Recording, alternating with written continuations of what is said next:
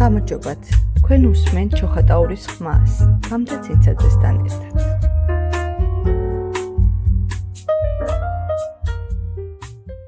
მოგესალმებით, ეს არის სათემო რადიო და თქვენ ისმენთ გადაცემას, სადაც ვისაუბრებთ ადამიანებზე, რომლებიც თავიანთი საქმით ჩვენ საზოგადოებას სითბოსა და შთაგონებას აძლევს. დღეს ჩვენი სტუმარია თეატრის მსახიობი, ადამიანი, რომლის ყოველდღიურობა სცენაზე ცხოვრებას გავს. ვლაპარაკობთ თეატრზე, ემოციაზე, მაყურებელზე და იმ შთაგონებაზე, რომელიც სცენიდან გადმოედინება. ერთად შევიგრძნოთ, რას ნიშნავს იყო მსახიობი და როგორ იბადება გმირები თეატრის ფარდის მიღმა. რას ურჩევენ ისინი ახალგაზრდა თაობებს. თეატრი ერთ-ერთი უძველესი ხელოვნებაა მსოფლიოში. მისი ფესვები ძველი საბერძნეთში ჩნდება, სადაც ადამიანები ღვთაებების საპატივცემულოდ დრამებსა და კომედიებს დგამდნენ. სწორედ იქედან მოდის სიტყვა თეატრი. ის ბერძნულია და ნიშნავს საიდანაც ხედავენ. პირველი სპექტაკლი ღია ცის ქვეშ იმართებოდა და ათასობით მაყურებელი ესწრებოდა. დროთა განმავლობაში თეატრი გარდაიქცა არა მხოლოდ გართობის, არამედ საზოგადოების სარკედ. სცენაზე გამოჰქონდათ ადამიანების გრძნობები, შიში, სიყვარული და ბრძოლა სიმართლისათვის. ევროპაში თეატრი განსაკუთრებით განვითარდა შუა საუკუნეებში და რენესანსის ეპოქაში. გაჩნდა ცნობილი ავტორები, შექსპირი, მოლიერი, გოეთე. ისინი დღემდე ითვლებიან მსოფლიო თეატრის საფუძვლად. საქართველოში თეატრის ტრადიცია ბევრად ადრე იწყება, ვიდრე ბევრს წარმოუდგენია. ისტორიული წყაროებით ჯერ კიდევ მეხუთე საუკუნეში არსებობდა სცენური წარმოდგენები. პირველი პროფესიული თეატრი საქართველოში 1850 წელს დაარსდა. ეს იყო თბილისის თეატრი, სადაც ნიკოლოზ ბარათაშვილის, გრიგოლ ორბელიანისა და სხვა ავტორების პიესები იდგმებოდა. შემდეგ ჩამოყალიბდა ცნობილი თეატრები, შოთა რუსთაველის სახელობის თეატრი, კოტე მარჯანიშვილის თეატრი, ქუთაისის მესხიშვილის თეატრი და სხვა მრავალი, რომელმაც შექმნა ქართული თეატრის ოქროს ეპოქა. თეატრი კვლავაც ერთ-ერთი ყველაზე ემოციური ხელოვნებაა. ადგილი, სადაც მაყურებელი და მსახიობები ერთმანეთს სუნთქვით უკავშირდებიან. თეატრი გვახსენებს, რომ ემოცია, სითბო, სინამდვილე ცოცხლდება სწორედ იქ სცენაზე. სწორედ ამიტომ დღეს გადავწყვეტე, რომ ჩვენი სტუმარი იყოს თეატრის მსახიობი, რომელიც გაგვაცნობს თეატრ სცენის მიღმა. მოგესალმებით, პირველ რიგში გაგვეცანით, მოგვიყევით, ვინ ხართ, რას აკეთებთ? გამარჯობა, მეც მიხარია რომ თქვენთან ვარ. მე ვარ შაკო მირიანაშვილი, ვარ მსახიობი ახალი თეატრის, თავისუფალი თეატრის და მარჯანიშვილის თეატრის და ასევე სხვადასხვა პროექტებზე მუშაობ ფარაკში, ფისქვილის თეატრში და მოკლედ ვარ მსახიობი და ასევე სერიალებში ვთამაშობ, რამდენიმე ფილმში მაქვს ნათამაშები და ლიანი თავით მოკლედ მსახიობი ვარ. ძალიან კარგია, ესე საინტერესო ადამიანებთან შეხვედრა ხოლმე, მაგრამ ძალიან დიდ ინფორმაციას ვიღებთ. პირველ რიგში ახალგაზრდები, რადგან მათთვის როგორც პროფესიის არჩევის დროს ეხმარება, მოტივაციას აძლევს ესეთი წარმატებული ადამიანები. როდის და როგორ გაიგეთ, რომ მსახიობობა იყო თქვენი გზა? პირადად არ გამიგია, ჩვენ ძალით დამაძალეს, ესე ვთქვათ. იმიტომ ძალიან პატარა რო ვიყავი, ჩვენთან სკოლაში რაღაც საბავშვო სტუდია მოვიდა და ამ რეჟისორს აი სკოლაში რო დავრბოდი და ვყვიროდი და რაღაცებს ძალიან ხმაურიანი ბავშვი ვიყავი, ძალიან მოვეწონე და ერთი 3 თვე ჩვენ ოჯახს მოკლედ დასდევდა, რომ ეს ბავშვი ჩვენთან სტუდიაში მოიყვანეთ.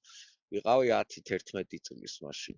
იქიდან რომ შევედი სტუდიაში, მე სტუდია გადაკეთდა თეატრად, ლეხანოვზე გავხსენით ჩვენ თვითონ ჩვენი ხელით აშენებული პატარა თეატრი და მაქედან რომ მოვიწამლე, მე ინსტიტუტში ჩავაბარე, მე თეატრებში მოვხვდი და მოკლედ სხვა არაფერი არ მიკეთებია გარდა თეატრისა. ანუ თეატრი იყო თქვენი ყოველდღიურობის ნაწილი ბავშვობიდანვე? ბავშვობიდან, აი ძალიან ბევრი როლი მაქვს ნათამაშები, ახლა რო უყურებ, ერთი ბევრ მსახიობს ეყოფა, იმდენი როლი მაქვს უკვე მოსწრებული და ახლობით 60-მდე როლი მაქვს ნათამაშები. ძალიან კარგი. ვინ იყო თქვენი შთაგონების წყარო? იცი, ესე შთაგონების წყარო არასოდეს არ მქონდა რა. ჯერ ერთი ძალიან ეგოისტი ვიყავი და მე აი შთაგონების წყარო ალბათ სხვადასხვა ფილმებიდან ოღონდ ერთი კონკრეტული ვინმე კი არა, პატარა მონაკვეთები, ან ცხოვრებაში უფრო მიყვარდა ადამიანების დაკვირვება და ეგენი იყვნენ ჩემი შთაგონების წყარო, ან მუსიკა მომწონდა ძალიან, ან ნუ რაღაც პერიოდი ვკითხულობდი ბევს და იქიდან ვიღებდი შთაგონების წყაროს. ესე როგორც ერთი მიმართულებით ვინმე მსახიობზე ან ვინმე რომ ქონოდა ამორჩეული, არასოდეს არ ყოფილა მსგავსი. ანუ ცხოვრების სხვადასხვა ეტაპზე სხვადასხვა შთაგონების წყარო გქონდათ. ანუ გარემოებებიდან სხვადასხვა შთაგონების გამომდინარე. წყარო და სხვადასხვა ფორმით რა, ადამიანი კონკრეტული ესეთი. დიახ. აი არასოდეს თუ ვინმე მსახიობი მომწონდა იმის აი დაუშვათ მთელი ფილმიდან ალბათ პატარა 1-5 წუთი რაღაცა თუ მომეწონებოდა, თორე ესე კონკრეტული პიროვნება არ გქონია. კონკრეტული პიროვნება არა, ზედმეტად ამაყი ვიყავი მაგისთვის ალბათ, არ ვიცი. პატარა მონაკვეთები სხვადასხვა ადამიანების, როგორც პირადი ცხოვრებისეული გამოცდილებიდან, ისე სიმართლე რო გითხრა, უფრო აი ცხოვრებიდან უფრო ვიღებდი ადამიანებთან რაღაცეებს. როგორია დღევანდელი თეატრალური გარემო საქართველოში? რამდენად მოსახერხებელი ამ მსახიობებისათვის? რამდენად თავისუფალია? თეატრალური გარემო ჩემთვის აი არ ვიცი, შეიძლება ვიღაცეები შემედაონ, მაგრამ მე მგონია რომ ძალიან კარგი თეატრი გვაქვს დღეს და არავის არ ჩამოუვარდებით თეატრით, იმიტომ რომ ყველა გემოვნების და ყველა ნაირფერი თეატრი გვაქვს დღეს ჩვენ საქართველოში რა, როგორც რეგიონებში ძალიან კარგი რაღაცები კეთდება ხოლმე, ძალიან მიყვარს მე რეგიონების სპექტაკლების სიარული, ასევე თბილისში თქვენ დაახლოებით 10 მიმართულების სხვადასხვა თეატრს იპოვით. თქვენ როგორი გემოვნებისაც ხართ, როგორცაც აღიქვავთ თეატრს, არის კლასიკური თეატრი, არის ძალიან თანამედროვე, ულტრათანამედროვე, არის ამორის მიქსი. კიდე სხვადასხვა ჟანრის თეატრებია. მოკლედ თეატრებში არ მიჭირს ჩემი აზრით რა. ძალიან ბევრი ნორმალური თქვენ რომელი მიმართულებით მუშაობთ ხოლმე ძირითადად? მე იქიდან გამომდინარე რომ ვარ მთელი ცხოვრება ესე ვიყავი რომ მარტო ერთ თეატრში არასოდეს არ მუშაობია, ჩემთვის მნიშვნელოვანი იყო სხვადასხვა რეჟისორთან და სხვადასხვა თეატრთან შეხება, იმიტომ რომ მრავალფეროვნება ჩემი აზრდისთვის და თვითონ რომ დავკმაყოფილდე ძალიან მნიშვნელოვანია რა. ანუ ერთი მიმართულებით როგორც კლასიკური თეატრი, როგორც მომწონს, ასევე მომწონს ეს ულტრათანამედროვე თეატრი, რომელიც რა ძირითადად მხოლოდ ფორმაა და შეიძლება სიტყვაც არ იყოს და რაღაც ბგერები იყოს. მანდაც ვყოულობ ჩემი თავის რაღაც გარკვეულ ნაწილს მანდაც ვყოულობ და ასევე კლასიკურ თეატრშიც. ესე ამორჩევით არა მაქვს რა. აქეთაც მომწონს, იქითაც მომწონს, მოკლედ ყველგან დიდი სიამოვნებით მუშაობთ. გასაგებია, რომელი როლი იყო თქვენთვის ყველაზე მნიშვნელოვანი და რომელმა როლმა მოახდინა გარდატეხა? თუ აქაც არ გქონიათ კონკრეტული როლი? კი, სხვადასხვა ეტაპზე სხვადასხვა როლი იყო ჩემთვის, როცა მივხვდი რომ რაღაცა შეიცვალა პროფესიულად. პირველი როცა გავიზარდე, მივხვდი ბავშვი აი სტუდიაში რომ მუშაობდი, ვითამაშე მეբებია ილიკო და ილარიონი და მანდ მივხვდი რომ რაღაცა გამზარდა. სტუდენტობის დროს ვიმუშავე რაღაც უჩინმაჩინის ქუჩში, რაღაც როლზე და მანდ მივხვდი რომ გავიზარდე. მერე სამეფო უბნის თეატრში ვიმუშავე არტიფესტზე, ერთი მონოპიესა იყო და მანდ მივხვდი რომ გავიზარდე. მერე რუსთაველის თეატრში ზალჩიკობა ვაკეთებდა ეგეთ რაღაცას. უცხოელი გოგო ჩამოვიდა ელენი და მაგან დადგა მონოპიესამ ივანე და ძაღლები და მივხვდი რომ მანდ გავიზარდე. ანუ ყველა ეტაპზე ისეთი როლები გაქვთ შესრულებული, რაც თვლი რომ როგორც პროფესიულად გზრდიდათ, ასევე შინაგანითაც რაღაცა აკმაყოფილებდა თქვენს მოთხოვნებს არა? იცი როგორ არის, აი ბევრი რამე ერთმანეთს ემთხვევა, შენი ფსიქიური მდგომარეობა და როლის სათქმელი რაღაც თითქოს ერთმანეთს და ასევე რეჟისორი ძალიან მნიშვნელოვანია. თითქოს ეს სამი ერთად იკვრება თავის პიესასთან ერთად და ეს სამი ერთ მასად იქცევა და ეს ყველაფერი ძალიან გზდის რა. დამთხევაზეა ამ დროს. ხო, ანუ გარკვეულ ასაკში შინაგანი განწყობილების მიხედვით კი, შენ შინაგანად მზად ხარ და ზუსტად ის მასალა მოდის შენთან, რაც იმ მომენტში თითქოს გაღელვებს. და ეს ყველაფერი რა თქმა უნდა კიდევ ერთხელ ვთქვი რეჟისორთან ერთად ძალიან გზდის. ანუ ყოფილა ესეთი შემთხვევა, როცა ეხლა ძალიან ბევრი სპექტაკლები ჩამოთვალეთ თქვენ, სადაც დიახ. მონაწილეობა გაქვთ მიღებული და თვლით, რომ მაგან გაგზარდათ როგორც შინაგანად, ასევე როგორც პროფესიულად. დიახ.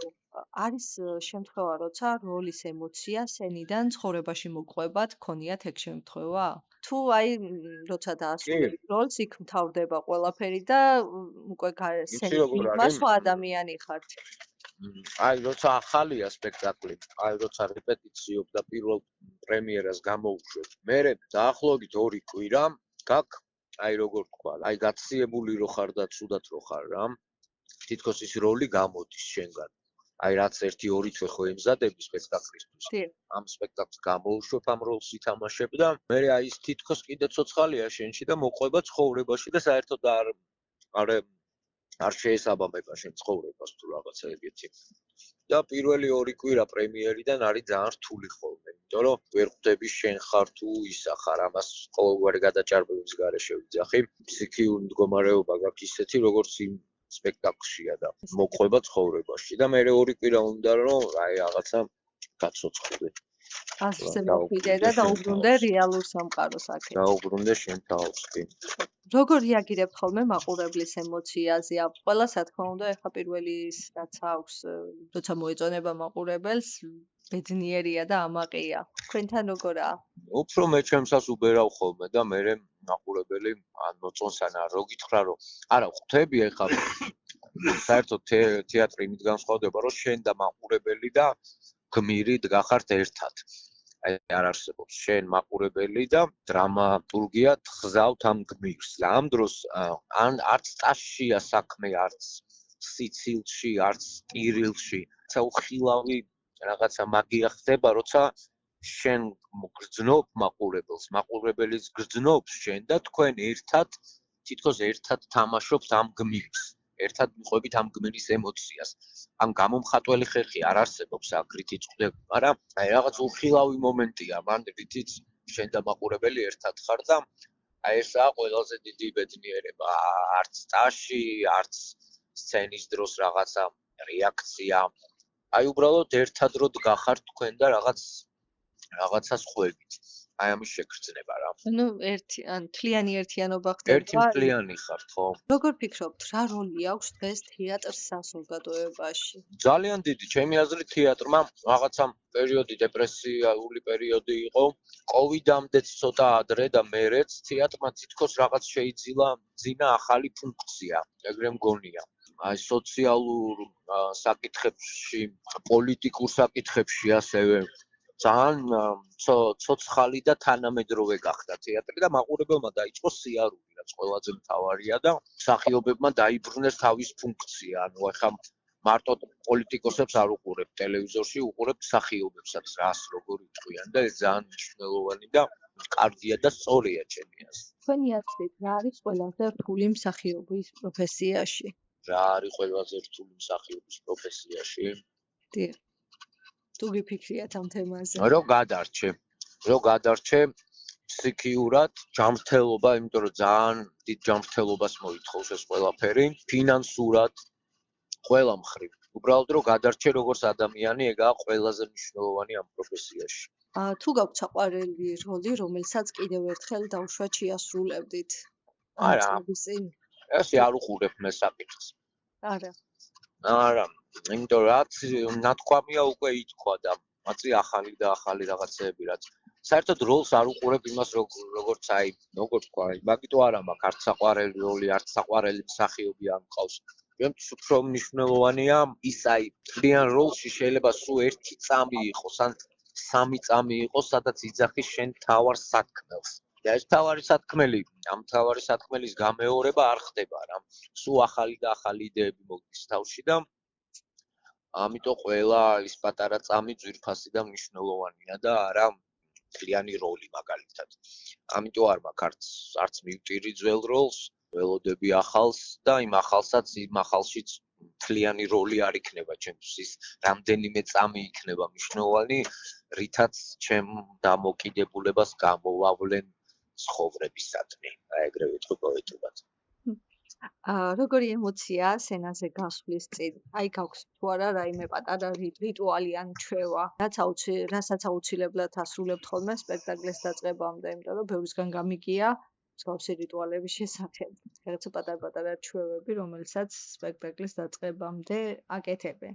მე ვეხვეწები ხოლმე, არ ვიცი, ღმერთს თუ ვის ვეხვეწები, არ ვიცი, რომ ჩემთან მოვიდეს ძერსკი კაცი, ძერსკ კაცს ვეძახი ეგრე და მოდი ჩემთან, მოდი ძერსკო კაცო, ესე ვიძახებ ამ ძერსკ კაცს და მე მოდის ხოლმე ჩემთან. ასე ვეხვეწები, რომ ჩემთან აი დაისადგუროს აი იმ კაცმა, ვისაც შეუძლია რომ გავიდეს და ვიღაცებს ცხოვრება ანახოს ეგეთმა ძლიერმა ადამიანმა, იმიტომ რომ მე სინამდვილეში ეგეთი ძლიერი და ეგეთი მაგარი ვერა ვარ და ამ დროს ვიღაცა მოდის ხოლმე, ვიღაცა მაგარი ძერსკ კაცს ვეძახი მაგას და ეგ მაგარი კაცი ისადგურებს ხოლმე ჩემში და ეგ გადის სცენაზე და ეგ მაგის გამოძახებას ვაკეთებ ხოლმე, ესე ხმამაღლა ვეძახი ხოლმე რა. ნოც თუ არა რომ თეატრი კონკურენციაშია კინოსთან და ტელევიზიასთან. არანაირად. რაღაცა ბოლო მოვლენებმა ეს კარგად დაგვანახა. თეატრი არის ცალკე რაღაც ადრე იყო რომ ფილმებმა თითქოს გამოაცალა თეატრს მაყურებელი და მაშინაც ვიძახდი და ეხა კიდე უფრო დამტკიცდა ეგ, იმიტომ რომ თეატრში ბევრი ხალხი დადის, რომ პირიქით თეატრს ჩამოშორდა რაღაც უაზრო ფუნქციები, რომელსაც იღებდა, მაგალითად შოუ, მაგალითად თეატრს ჩამოშორდა ფუნქცია, რომ იყოს ინფორმატიული, როგორც რამაც ტელევიზია იყო, თეატრს ჩამოშორდა ფუნქცია, რომ იყოს დაუშვათ ძალიან ლოგიკურ გადაბმული, კინო მიიღო მაგის ფუნქცია და დარჩან ეს ფუნქციები თეატრის ნიშა უფრო გამოიკვეთა და უფრო წამოიწია თეატრმა ჩემი აზრით აი ამათ ფონზე ვიდრე ჩაანაცვლა. ჩემი აზრითაც ძალიან დიდი მნიშვნელობა აქვს თეატრს, რადგან სწორედ ამ თამაშით, სპექტაკლით ეუბნება ადამიანებს შეფარულად, რო ვთქვათ ესე, მთავარ სათქმელს და ბევრ რამეს ასწავლის ცხოვრებაზე. მაგ რაცა მნიშვნელოვანი რომ ადამიანები ერთად იკრიბებიან და რაღაც სათქმელზე საუბრობენ, რაღაცა თემაზე საუბრობენ. ეს ყველაზე მნიშვნელოვანი ფუნქცია რაც თეატრს აქვს, შეკრებითობა. მაყურებლის, მსახიობის, დრამატურგის, რეჟისორის ერთად ბევრი ხალხის შეკრება. განსაკუთრებით კოვიდის ფუნქცია. და არა სახლში ჩაკეტილი შენ რო რაღაცებს უყურებ, თანაგანც დამან ნაკლებია, გაზიარება. ეს თეატრს მაგიტო დროს ვერ ჩაანაცვლებს ყველაფერი, იმიტომ რომ ერთად შეკრება და რაღაცაზე საუბარი, სოციალური საუბარი, ძალიან მნიშვნელოვანია ადამიანისთვის. ეს კოვიდმა ძალიან დაგვანახა ჩემი აზრით. ძალიან ცხადად. ამიტომ მაგის არ მეშინია. ჩემი აზრით, რა თქმა უნდა, ეგ სუბიექტური აზრია, მსახიობობა, პროფესია არ არის დღეს იმდენად შემოსავლიანი და აქტიური, რომ ადამიანმა თავი ირჩინოს და განსაკუთრებული რაღაცები აკეთოს და ეს მე მგონი უფრო არის ადამიანის შინაგანი. ფსიქოპატები ვართ რაღაც დონეზე, იმიტომ რომ ანაზღაურების ნაკლები განაზღაურების. ხო, აი მაგას ვამბობ, გულიდან მოდის თქვენი პროფესია უფრო და ფსიქოპატები ვართ რეალურად, ფსიქოპატები. მართლა ოღონდ. ანუ უკან კარგი პროფესიაა და ძალიან კაი იქნება, რომ უფრო მეტად დაფასებული იყოს, ვფიქრობ, როგორც სახელმწიფოს მხრიდან, ასევე ხალხის მხრიდან. კი, მეც. გასეტყოდით ახალგაზრდებს, რომლებიც თეატრში მოსვლაზე ფიქრობენ. იარონ თეატრში. სანამ მოვლენ პროფესიაში ვეტყვი, რომ ეხლა თქვენი პროფესია, ვთქვათ, განაპირობა იმან, რომ თავიდან მხოლოდ იმის გამო უნდა თეატრში სიარული, თეატრის მსახიობობა, რომ გახდებიან ან ცნობილები, ან ყველას ეყვარებათ, ამის გამო, ან გონიათ, რომ კაი პონტია და ხალისიანია ცხოვრება ეგრე, მაშინ არ მოვიდნენ თეატრში მსახიობობად. თუ აქვთ რაღაცა, თუ უბრალოდ არ შეუძლიათ სხვანაირად. აი თუ სახლში თოჯინებით ბევრს თამაშობენ, ბრძნენ ბავშვობაში და საერთოდ თამაშის გარეშე თუ არ შეუძლიათ, მხოლოდ მაგ შემთხვევაში მოვიდნენ, იმიტომ რომ თუ სხვა დანარჩენი რამის გამო მოდიან თეატრში, უბრალოდ სოდოები არიან, დაიჩაგრებიან. მოკლედ არ მიიღებენ იმას, რაც გონიათ, რომ ეს პროფესია არის. ეს პროფესია არის თავდაუზოგავი შრომა გაჭირვებაში, ფსიქიურ მდგომარეობაში რაღაცის თქმის სურვილი თუ არა გაქვს. მარტო იმისთვის, რომ შენ ყველას ეყვარებიან, ხალისიანი ცხოვრება გექნება, ან რა ვიცი, კაი პონტი აქვს, მარტო ამის გამო ძალიან ცოტა ხანში მიხვდებიან, რომ ეგრე არ არის და მე დაკარგავენ ცხოვრებას, იმიტომ რომ ვერც სხვა პროფესიაში ვერ წავლენ და ვერც ამას ვერ დაანებებენ თავს და იქნებიან სულ გულგატეხილები. ამიტომ მხოლოდ იმ შემთხვევაში მოვიდნენ, თუ მათთვის თამაშის გარეშე ცხოვრება წარმოუდგენელია. მხოლოდ მაგ შემთხვევაში. რამდენად რთულია თეატრალური ცხოვრება რეგიონებისთვის, თუ გქონიათ შეხება? ან თუ გითამაშიათ რომელიმე რეგიონის თეატრში ან გასვლით ის თუ გქონიათ? რეგიონებთან კი გასვლითი სპექტაკლები მქონია და ძმაკაცები წავს რეგიონის თეატრებში და არ ვიცი მე პირადად ჩემთვის ეხა ხო დიდი სიამოვნებით ვიქნებოდი რეგიონის თეატრის რო დავბადებულიყავი რეგიონში ანუ მან კიდევ უფრო მნიშვნელოვანი მგონია რომ არის მსახიობი და ბევრი გაჭირვების და იმის მიუხედავად რაც ქალაქშიც იგივეა იქ რაღაცა პატარა სივრცეა სადაც ყველას იცნობს ყველას უყვარხარ ასე თუ ისე სამუშაო ეხა ისე სამუშაოები არის მე როგორც ვიცი იმიტომ რომ ახალგაზრდა რეჟისორები მივიდნენ რეგიონი დაიწყეს დადგმა. ერთ-ერთი წარმატებას უსურვებ და მგონია რომ დიდად არ განსხვავდება თეატრის მსახიობის ცხოვრება რეგიონის თეატრის მსახიობის ცხოვრებისგან. რაღაც მომენტში შეიძლება ოღონდ არ ვიცი შეიძლება მე ვწუწუნებ რეგიონის თეატრის მსახიობობა კიდევ უფრო კომფორტული იყოს. კიდევ უფრო, იმიტომ რომ პატარა სოციუმში ან ყველა აი რაღაცნაირად უფრო დაფასებული. ხო, ყველას იცნობს პატარა რეგიონებში და უფრო მეტად. პრინციპში ქალაქშიც ეგრეა, მაგრამ აი არ ვიცი, რაღაცა ეგრე მიგრძნობს გული რა. რას ისურვებდით, რომ შეიცვალოს ქართულ თეატრში მომავალი თაობებისთვის თქვენთვის? არ ვიცი, როგორ არის, იცი, საერთოდ მსახიობის პროფესია სულ თავიდანვე ჩაფიქრებული იყო ესე, როცა ძველ საბერძნეთში მსახიობები სპექტაკლს თამაშობდნენ, ეგეთი წესი იყო მოკლედ. მთელი წელი მსახიობებს ვიღაცეები უბრალოდ იმისთვის ინახავდნენ და ფულს უხდიდნენ, რომ წელიწადში ერთხელ გამოსულიყვნენ და ერთი თვე ეთამაშათ. სხვა მსახიობს არაფრის მუშაობა, ფიზიკური შრომა არ უწევდა, არაფერი არ უწევდა, იმიტომ რომ მაშინ აანალიზებდნენ, რომ მსახიობი არ უნდა გაცვდეს აი იმით, იმიტომ რომ მსახიობს არა აქვს ბიზნეს აი ფუნქცია მსახიობმა არ იცის როგორ იშოვოს ფული მოკლედ რა ეგრე არიან ხოლმე მსახიობები. ამიტომ თავიდანვე როცა მოიგონეს ძველ საბერძნეთში ეს პროფესია, იყო ესეთი წესი, რომ მსახიობებს მთელი წელი ხელის გულზე ატარებდნენ, რომ ერთი თვე წელიწადში ეთამაშათ და მათთვის დაებრუნებინათ სიამოვნება. ვფიქრობ, ეხლა მსგავსად ეხლა ჩვენ კაპიტალისტურ სამყაროში არ ვიცი რამდენად მოსახერხებელია ეგ, არ ვიცი. მაგრამ სახელმწიფო ვფიქრობ, დიდი ფულიდან ამას არ ჭირდება რა. შეუძლია რომ უფრო მეტად დაეხმაროს კიდე არ ცუდი სიტყვაა რა. უფრო მეტად ხელის გულზე ატაროს მსახიობი, იმიტომ რომ შეუწყოს პროფესიულ განვითარებას. ხო, ეს ისევ მათთვის, ისევ ქვეყნისთვის არის. გაცვეთილი და ნაშრომი, ნაჯაფი მსახიობი 10 ადგილას რომ მუშაობს და მე კიდე სცენაზე გამოდის, იმდენ პროდუქტიულობას, იმდენს ვეღარ ასხივებს, რამდენსაც მსახიობი, რომელსაც დაალაგებული აქვს ცხოვრება და ვფიქრობ, მხოლოდ ტრანსცენდენტულ მოვლენებზე და ნეობაზე და ასე შემდეგ. უფრო მეტად გამომსხივებელია ეგეთი მსახიობი. ამიტომ აი ამას უსურვებდი ყველა მსახიობს. რომელ ქვეყანაში და რომელ სცენაზე გექნებოდათ სპექტაკლი? მე პატრიოტი ვარ, იცი, აქ და ახლა ვიქნებოდი, სადაც ვარ და როგორც ვარ. რა თქმა უნდა, სხვადასხვა ქვეყნებში გასტროლებით ვივლით, რომ ანახოთ კულტურას, რომელსაც წარმოვადგენ ჩვენ, მაგრამ აქ სადაც ვარ, კარგად ვარ. თვითონ თეატრის შიგნით მაინტერესებს რა სიტუაცია ეგ, უფრო მეგობრული ურთიერთობა თეატრის მსახიობებს შორის თუ დაძაბული და კონკურენტული გარემოა? აი როლისთვის.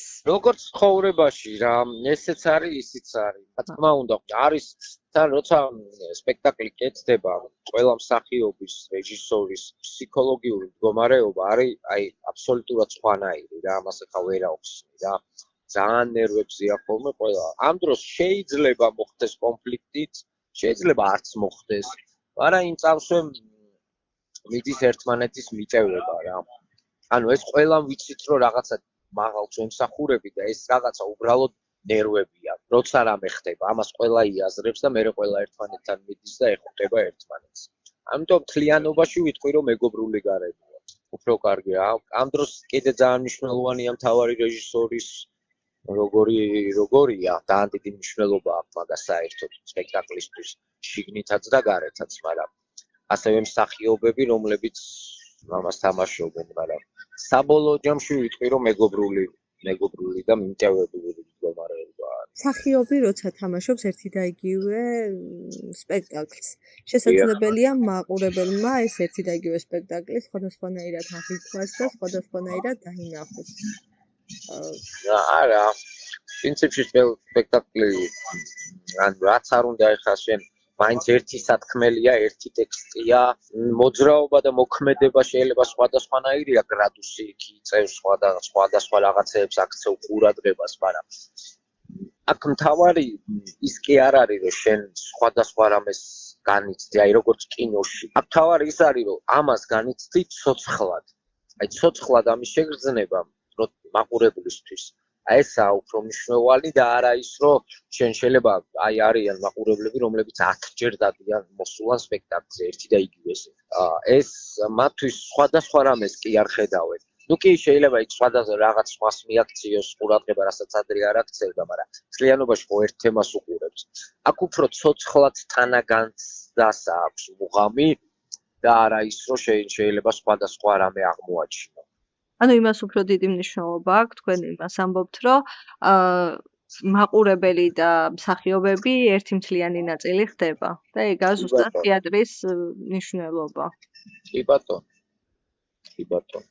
ძალიან დიდი მადლობა ჩვენთვის დრო რო გადმონახეთ, წარმატებებს გისურვებთ. ასევე ძალიან დიდი მადლობა. კარგად იყავით და თეატრი ალბათ ყველაზე ცოცხალი ხელოვნებაა. ყოველი სპექტაკლი უნიკალურია და ვერც ერთი სცენა მეორდება, ზუსტად ისე, როგორც წინა იყო. ჩვენ დღევანდელი სტუმარის ისტორიამ დაგვანახა, რომ რამდენიმე შრომა, ემოცია, სიყვარული დგას თითეული როლის მიღმა. მადლობა, რომ იყავით ჩვენთან ერთად. ეს იყო სათემო რადიოს გადაცემა.